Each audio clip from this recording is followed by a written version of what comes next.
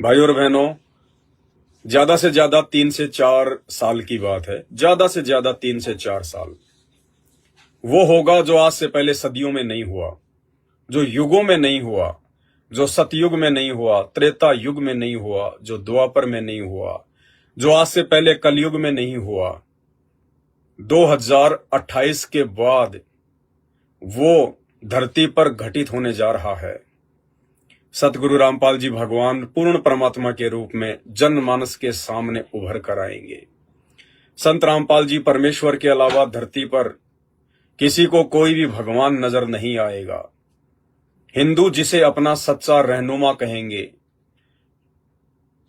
मुसलमान जिसे अपना सच्चा रहनुमा कहेंगे, हिंदू जिसे अपना भगवान कहेंगे, ईसाई जिसे अपना मसीहा कहेंगे और सिख भाई जिसे अपना वाहे गुरु कहेंगे।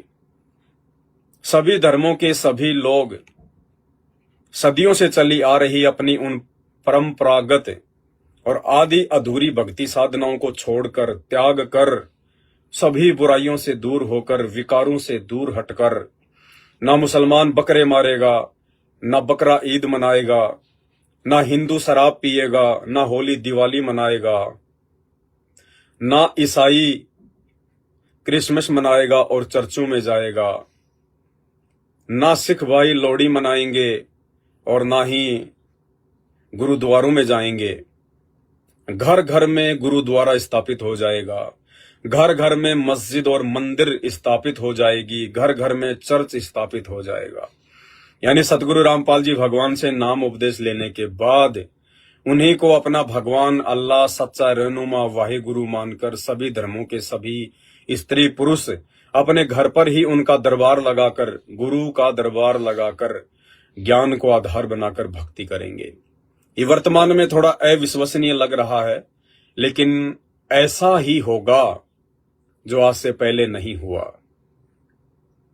ये बातें उन भाई बहनों को बहुत अच्छे से समझ में आती हैं जो सतगुरु रामपाल जी भगवान की शरण में हैं, जो उनके सत्संग सुन रहे हैं। आने वाले दिनों में सबको समझ में आएंगी, क्योंकि ये 2028 तक का जो समय है, ये युग परिवर्तन का समय है। बार बार आप लोगों को ये बातें बताई जाती हैं ताकि आपके दिमाग में ये बातें बैठ जाएं। हम जिस समय में जी रहे हैं ये कोई सामान्य समय नहीं है, ये युग परिवर्तन का समय है। 2024 से स्टार्ट हो चुका है, 28 तक इसे कंप्लीट होना है। सत्ययुग जैसा माहौल इस कलयुग में स्थापित होगा। सतयुग से भी अच्छा समय इस कलयुग में आएगा। ना कोई धर्म रहेगा, ना कोई जाति रहेगी, ना कोई संप्रदाय रहेगा। सब लोग एक मानव धर्म की छत्र छाया में, सतगुरु रामपाल जी भगवान की छत्र छाया में उन्हीं से उपदेश प्राप्त करके अपनी भक्ति किया करेंगे। आज इंसान जैसा जरूर दिखाई देता है, लेकिन उसके गुण, कर्म, धर्म, लक्षण जानवर से भी गए गुजरे हो चुके हैं, जानवर से भी गए गुजरे। आज इंसान में और भेड़िए में कोई अंतर नहीं है। हम तो केवल भौतिक जीवन में जी रहे हैं, सांसारिक जीवन में जी रहे हैं।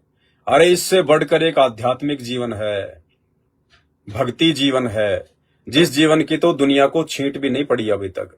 और उस आध्यात्मिक जीवन की जानकारी के बिना चाहे देश का राष्ट्रपति हो, चाहे प्रधानमंत्री, चाहे रंक, सबका जीवन बर्बाद है। अगला जन्म 84 लाख योनियों में गधे कुत्ते की योनि से शुरू होता है, क्योंकि भगवान के दरबार में कोई राजा नहीं देखा जाता, कोई गरीब या रंक नहीं देखा जाता। वहां तो भक्ति देखी जाती है कि यह मनुष्य शरीर आपको भक्ति करने के लिए प्रदान किया गया था।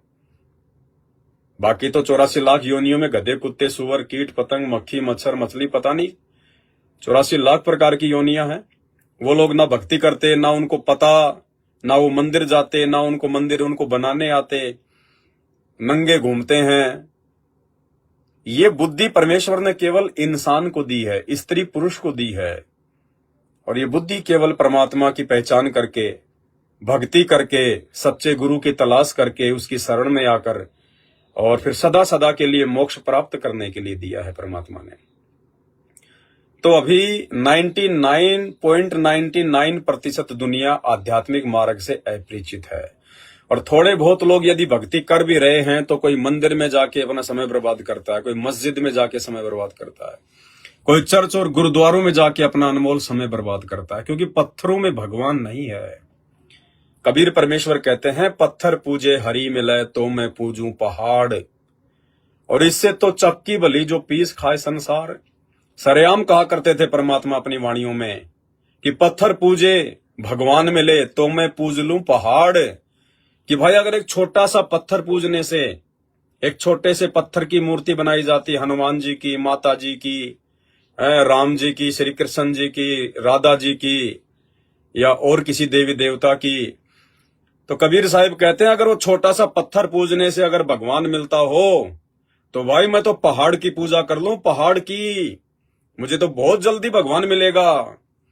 लेकिन कहते हैं ये सब पाखंड है, ढोंग है, आडंबर है, शास्त्रों के विरुद्ध है, भक्ति के विरुद्ध है, देखा देखी भेड़ चाल में चल रहे हो। पत्थर पूजे हरि मिले तो मैं पूजूं पहाड़, इससे तो चक्की भली जो पीस खाए संसार। अरे तुम्हारे उन भगवानों से, उन पत्थरों के भगवानों से तो आटा पीसने वाली जो चक्की आती है, उसके जो पाट आते हैं दो, वो पत्थर के बने होते हैं। कहते हैं वो पत्थर से बने पाट तुम्हारे इन पत्थरों के भगवान से लाख गुना अच्छे हैं। कम से कम वो खाना खाने के लिए, पेट की भूख बुझाने के लिए आटा तो पीस रहे हैं। तुम्हारे भगवान तो उतना काम भी नहीं करते ये पत्थरों के। अरे इंसान जीवित है, इंसान जो है वो चेतन है। चेतन का मतलब जिसमें चेतना होती है, जो बोल सकता है, देख सकता है, चल सकता है, समझ सकता है, खा सकता है, उसको कहते हैं चेतन। इंसान चेतन है और चेतन होकर वो पूजा किसकी करता है? जड़ की। जड़ यानी पत्थर, लोहा, सोना, चांदी, उनसे बनी मूर्तियां जो जड़ हैं। जड़ का मतलब जो केवल एक जगह ही पड़ा रहता है, जो ना बोल सकता, ना चल सकता, ना उठ सकता, ना बैठ सकता, ना खा सकता, ना बात कर सकता। तो कहते हैं हे मानव शरीरधारी प्राणी, तू डींग मारता है कि मैं 21वीं सदी का इंसान हूं। इंसान चांद पर जा चुका है, हम 21वीं सदी में जी रहे हैं, विज्ञान ने इतनी उन्नति कर ली। तो परमेश्वर कहते रहे नालायक, विज्ञान ने तो उन्नति कर ली लेकिन तूने तो नहीं करी। तू तो वहीं का वहीं पड़ा है। चेतन होके जड़ को पूज रहा है, इंसान होके तू पत्थरों को पूज रहा है। तू काहे का इंसान है, काहे का 21वीं सदी में जी रहा है।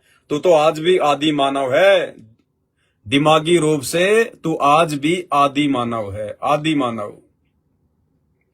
और ये 10, 20, 40, 50 साल का जीवन भोग के फिर वापस गधे, कुत्ते, सूअर की योनि में जाएगा बिना भक्ति के।